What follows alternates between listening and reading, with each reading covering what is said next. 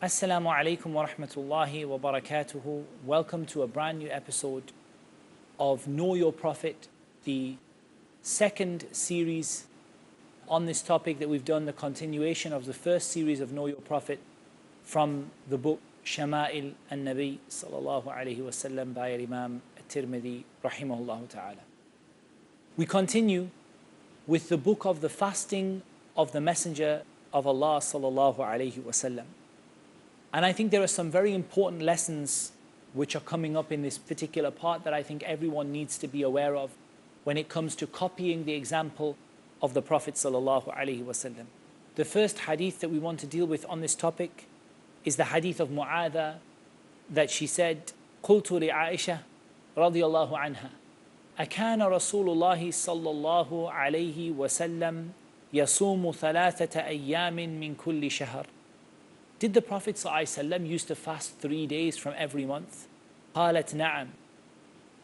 قلت من أيه كان يصوم? Which of the 3 days did he used to fast? قالت كان لا يبالي من أيه يصوم. He did not use to mind which of the 3 days he fasted. This indicates to us that it is a recommendation to fast the 3 days أيام البيض, which are the 13th, 14th and 15th, but that if you don't fast the 13th, 14th and 15th, it's still worthwhile you fasting 3 days in the month.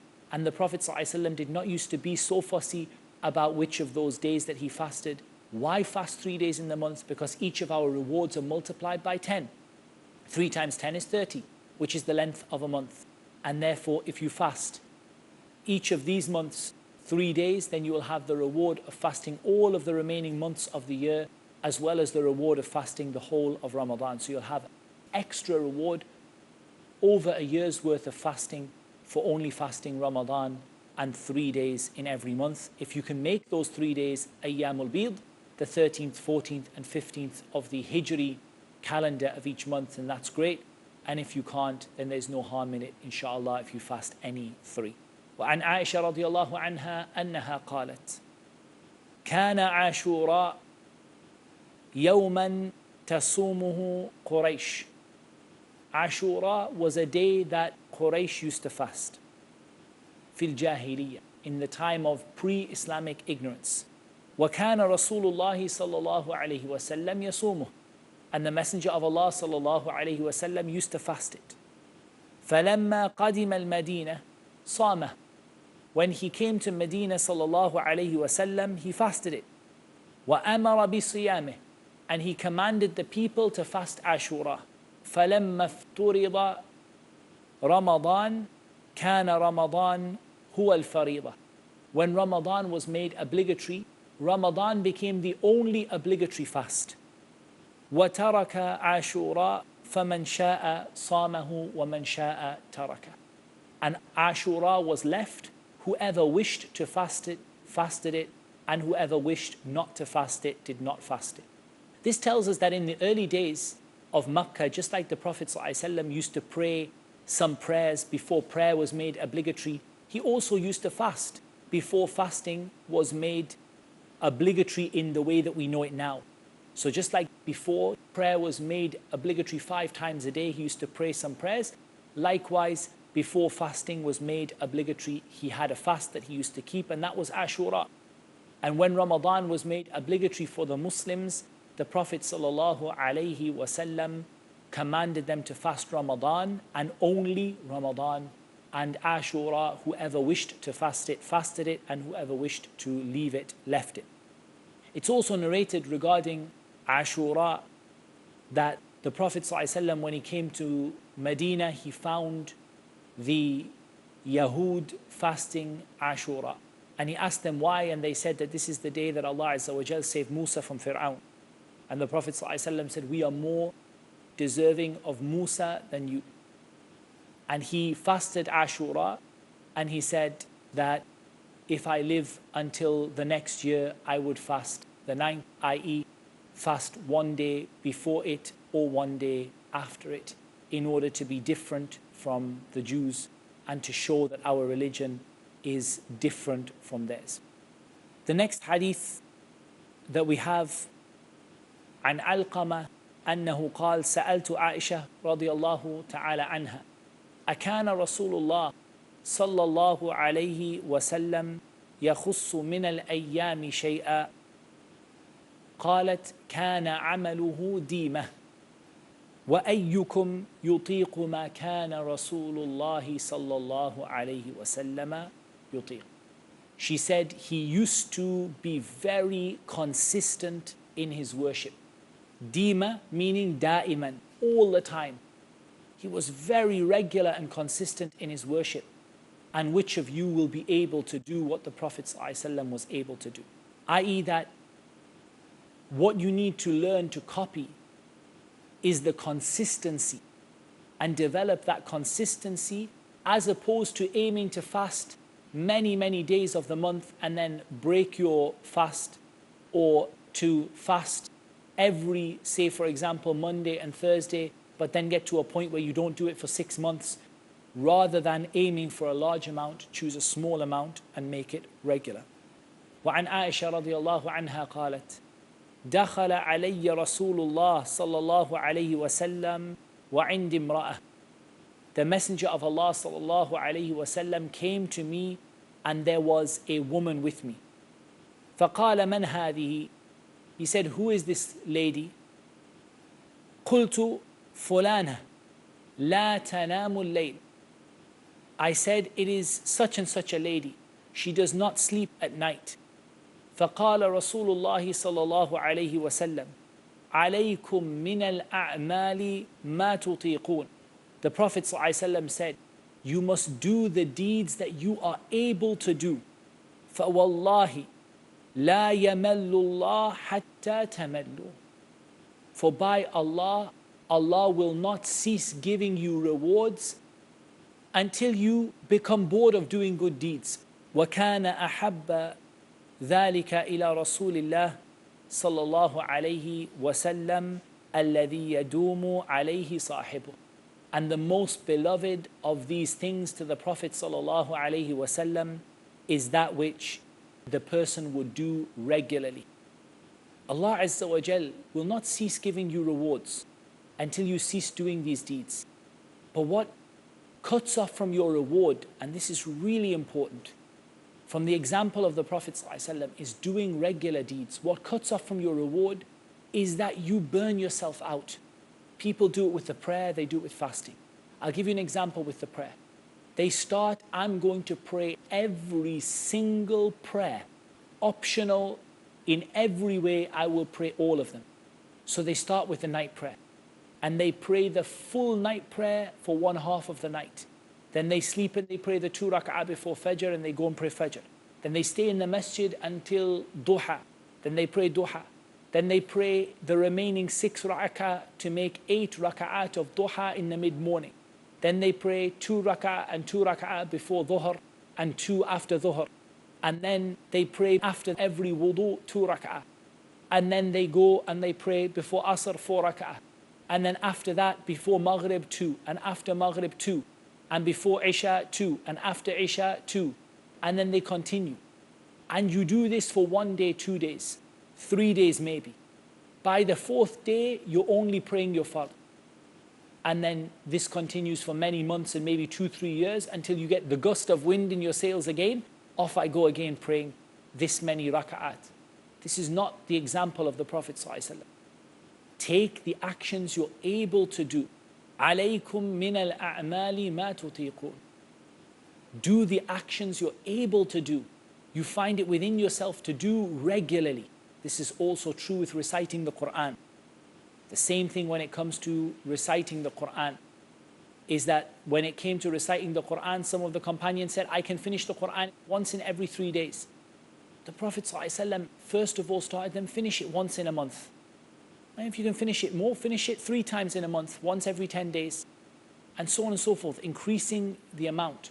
But don't start when you've never read anything since Ramadan, reading it once every 3 days. Because you'll do it for a day, you'll do it for 2 days, you'll do it for maybe 3 days, and then you'll just stop doing it, and Allah Azza wa Jal will cease giving you the reward. So this is a really good example from the example of the Prophet ﷺ about consistency in ibadah. And the final hadith on this point, عن أبي صالح أنه قال سألت عائشة رضي الله عنها وأم سلمة رضي الله عنها أي العمل كان أحب إلى رسول الله صلى الله عليه وسلم قالتا ما ديم عليه وإن قل.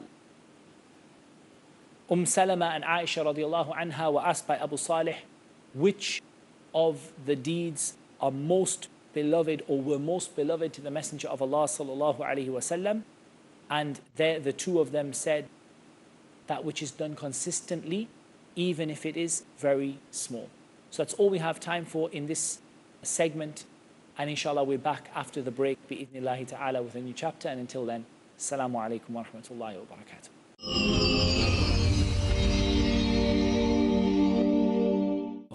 Assalamu alaikum wa rahmatullahi wa barakatuh. I'm Dr. Bilal Phillips and you're watching Peace TV.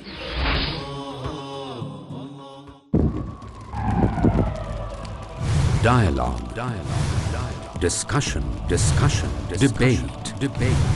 Rebuttal. Conclusion. Eliminate misconceptions about religion. Get enlightened. Witness Dr. Zakir Naik in a battle of words in Crossfire every Friday at 8:30 p.m. and repeat telecast at 10 a.m. Saudi Arabia on Peace TV.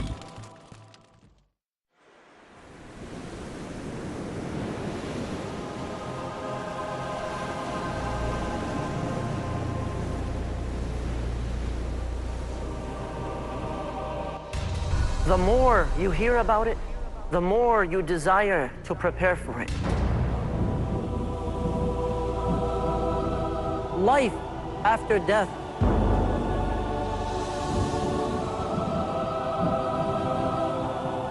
Journey of the soul. The day of resurrection. The torment of the hellfire. The reward of paradise. Stay tuned for a life-changing, heart-softening, spiritually uplifting series about the hereafter exclusively on Peace TV. Know the vivid descriptions of paradise and hellfire from the Qur'an and authentic ahadith, and acquire life-changing habits to be successful in the hereafter. Next on Peace TV.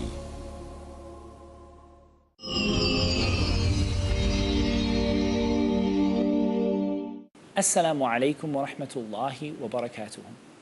Welcome back. We are starting a new chapter in this segment.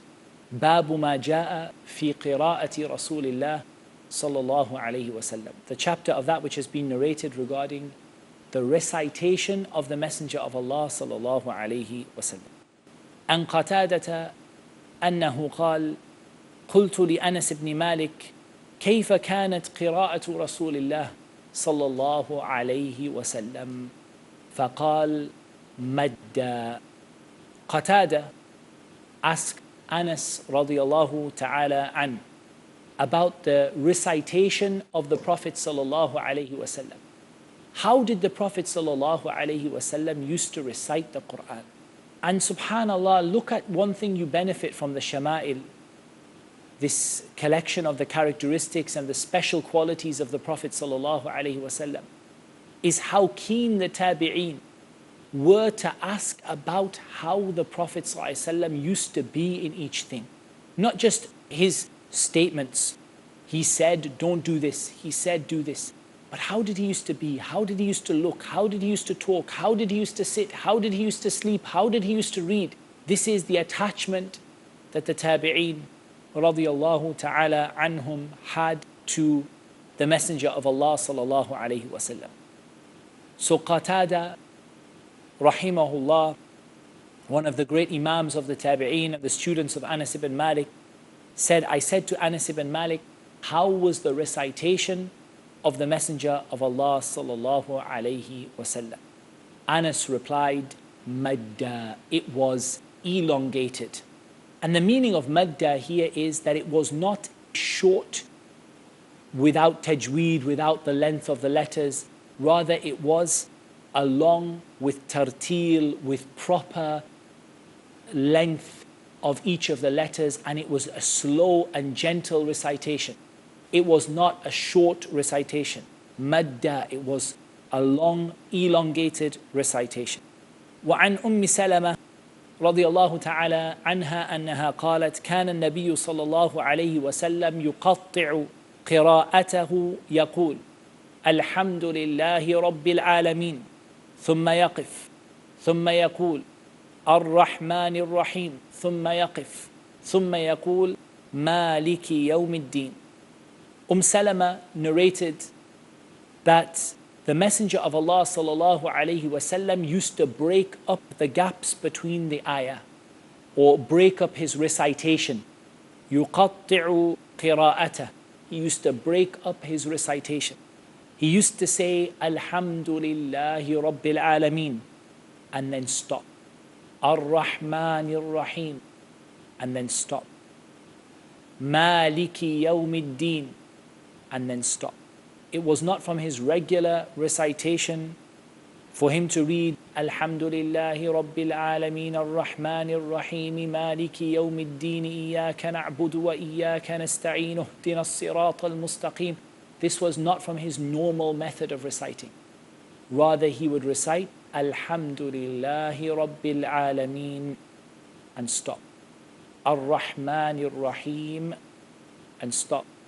And of course, his recitation of each one would be long, relatively long. It's not excessively long. The meaning of the hadith of Anas, Madda, doesn't mean that it was longer than the norm, longer than the proper, but that it was slow, gentle, tartil, long and measured recitation. It was not the quick Alhamdulillahi Rabbil Alameen, Ar-Rahmanir Rahim, Maliki Yawmiddin. Rather, it was long and it was elongated, it was slow and it was measured.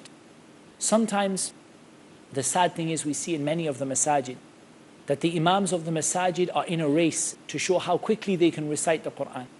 And some of them recite such that you can almost not make out any of the words. And especially in Taraweeh, when the Prophet ﷺ wasn't a race. We finished the Qur'an, let's all put up a banner and jump up and down. That's not how it used to be. It used to be slow, gentle reflection upon each ayah, stopping at the end, pausing, taking a breath, beginning the next ayah. This is how the Prophet ﷺ used to read. عن عبد الله ابن أبي قيس قال سألت عائشة رضي الله تعالى عنها عن قراءة النبي صلى الله عليه وسلم أكان يسر بالقراءة أم يجهر. Abdullah ibn Abi Qais asked Aisha radiallahu anha, did the Prophet sallallahu alayhi wasallam used to read quietly or did he used to read aloud? قالت كل ذلك قد كان يفعل. He used to do both. قد كان ربما أسر وربما جهر فقلت الحمد لله الذي جعل في الأمر ساعة. She said he used to do both of those. Sometimes he would read quietly and sometimes he would read aloud. I said, all praise is to Allah who made in this ease. I.e., Sa'a made an opportunity to do this and to do that. So the Prophet ﷺ, sometimes he would read aloud, sometimes he would read quietly. With regard to the prayers, we know that his custom was to read aloud in the Fajr prayer, the Maghrib prayer, and the Isha prayer in the first 2 raka'at of each. We know that in the Sunnah prayers in general, such as the Duha prayer, the prayers around the Ratiba prayers, he would generally read quietly. And we know that in the night prayer, he would generally read aloud.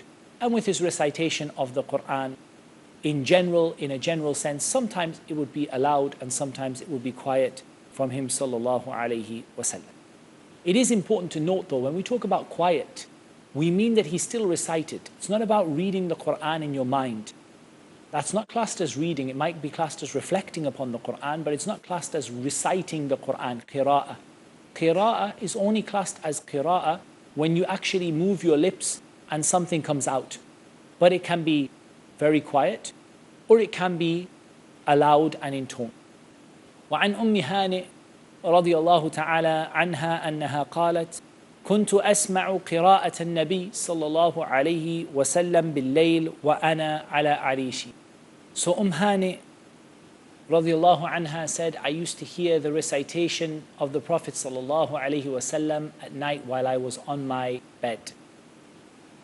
And that is that the Prophet sallallahu alaihi wasallam in his habit would recite aloud at night. However, his recitation would be neither very, very loud nor very, very soft. It is narrated the Prophet ﷺ came by Abu Bakr and Umar, and he told Abu Bakr to raise his voice a little and Umar to lower his voice a little, radiyallahu anhuma. And that is symbolic towards the fact that Abu Bakr was very soft and very gentle, and Umar was more loud and more harsh. And so he commanded Umar to soften a little bit and Abu Bakr to become a little bit more harsh. But the recitation aspect of it is that the Prophet ﷺ's recitation was in the middle. It was neither extremely loud nor was it extremely quiet. وعن معاوية بن قرة أنه قال سمعت عبد الله ابن مغفل يقول رأيت النبي صلى الله عليه وسلم على ناقته يوم الفتح. Muawiyah ibn Qurra said, I heard Abdullah ibn Mughaffal radiallahu an say that I saw the Prophet sallallahu alayhi wasallam upon his she-camel on the day of the conquest. وهو يقرأ إنا فتحنا لك فتحا مبينا ليغفر لك الله ما تقدم من ذنبك وما تأخر. He said, I saw the Prophet sallallahu alayhi wasallam upon his she-camel on the day of the conquest of Mecca reciting, indeed we have given you a clear conquest so that we may forgive for you that which has preceded of your sin and that which has yet to come. قال فقرأ ورجع. He recited the Qur'an and he performed tarji'. وقال معاوية بن قرة لولا أن يجتمع الناس علي لأخذت لكم في ذلك الصوت أو قال اللحن. He said, if it were not for the people being gathered around me, I would have recited to you this particular style of recitation, or this particular, it's called al-lahn, or it's called at-tarji'. And the scholars have one or two different opinions as to what is meant by tarji' when reciting the Qur'an. One particular explanation is that it is the same as the tarji' in the adhan, which is that you recite very quietly to yourself and then you recite aloud. So when you do tarji' in the adhan, you recite the words very, very quietly to yourself and then you repeat the words again aloud. And this is called tarji'. This is also what some of the scholars said is referred to by a tarji'. And of course, the example of tarji' in the Qur'an, some of the scholars said that this means, so we said to just shake the letters, to just make that mud have almost like an echo or like a strong sound to it that just moves and provides like an echo. And some of them said it is to recite quietly first of all and then to recite aloud after that. And of course, Muawiyah said, if it were not for the people being gathered around me, I would have recited to you this particular sound as Abdullah ibn Mughaffal recited to him. And the last hadith we have of Ibn Abbas radiyallahu anhuma, أنه قال كانت قراءة النبي صلى الله عليه وسلم ربما يسمعها من في الحجرة وهو في البيت.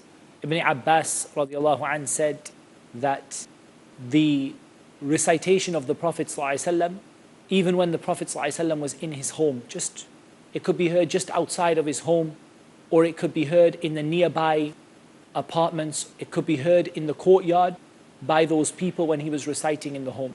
So his recitation was not loud like the adhan, nor was it very quiet. If he was reciting, the people just outside of his home would be able to hear him, just around his home would be able to hear him.